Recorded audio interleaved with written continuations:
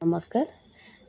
पूर्व वीडियो रे आपण मानक कही जे हजबैंड मार्केट को जाइए मार्केट रु चिकेन धरिकी आसते। प्रथम आगे चिकेन को धुआधुई करदे से हलदी और सोरिष तेल देकी मैग्नेट कर रखिदेली कहीं मुझे अलग सब रोसे सारा पर लास्ट को मु चिकेनटा करे एकाथरे तापर गैस को पोछि दिए।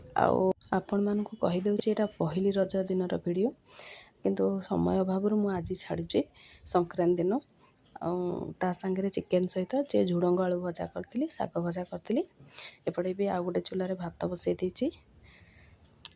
तापर भजा भजी सरला परे मु लास्ट को मसला को कषी देकी चिकेन को पकईदेली। एबे मोर चिकेन को कषीदेली। मोर चिकेन तरकारी रेडी हो गला।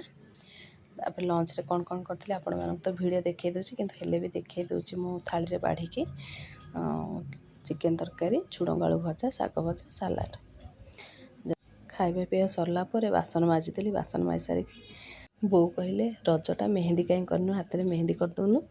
मु बसी तापर मु आनिकी मेहंदी लगेदेली। जदि वीडियो भल लागुछि लाइक करेंगे। रोचे।